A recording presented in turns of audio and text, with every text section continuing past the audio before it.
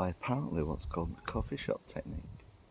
The last video I started, which I didn't edit, I just thought I'll post it anyway, otherwise I might never have posted it. I started very nervous and I got some feedback that it was excruciating to watch. Now at one time I would have deleted it for that, but then I thought, well, it was a bit excruciating to begin with. And then I kind of found my groove and relaxed a little bit. So the coffee shop technique is how I might speak in a coffee shop. Surprisingly, it's in the name. So this is how I might talk in a coffee shop, I suppose. So I'm talking to you. And I thought I would share one of my writing spots, which is out here on the veranda. It's a beautiful day. And I'm trying to avoid the seagulls, which are nesting at the moment, and they keep sweeping down. So if you see me doing this, it's kind of an innate response to being attacked by birds, maybe pterodactyls, somewhere in my ancient... that would be historically wrong, wouldn't it? We'll forget my historical knowledge, shall we? So today I'm writing a little bit on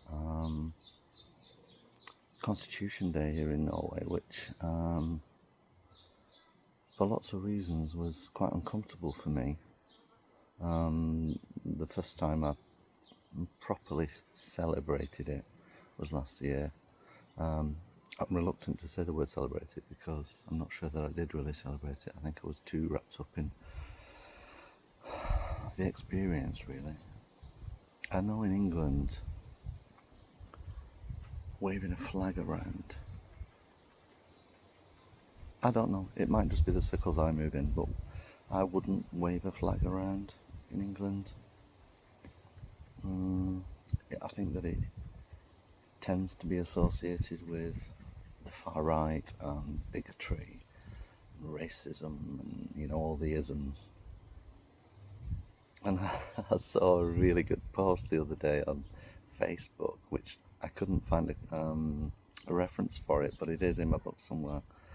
And the term was the people in England who wave a flag just as it's supposed to be some show of patriotism, whatever that means, but it's usually just an excuse to be bigoted. And he called them flag shaggers, which I really like. Flag shaggers really tickled me, and I think it hit the nail on the head. So you will find that in my book. So I'm talking a little bit about that and the kind of discomfort I felt at celebrating by means of some form of patriotism and waving flags. And it's actually interesting. I might read an excerpt at some point. I'm not going to do it now because this is just an excuse to stop writing, to be honest. I'm really good because I put some kind of mechanism on my computer to stop me getting emails and messages. But so I can't be distracted. And then I think, you're doing a YouTube channel now. Maybe you could share some of this. So here I am.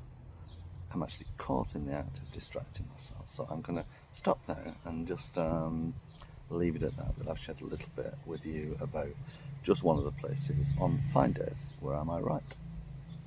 Anyway, just checking in. Leave some comments if you fancy it, or ask a question, or just engage with me. I won't become one of those needy YouTubers. Sometimes I switch them off and go, oh, fucking needy YouTubers, and then switch them off. But I always make sure that I like, because usually I've put some effort into doing it, as I have. So anyway, I'm going to get back to writing, and I hope the weather is as beautiful wherever you are.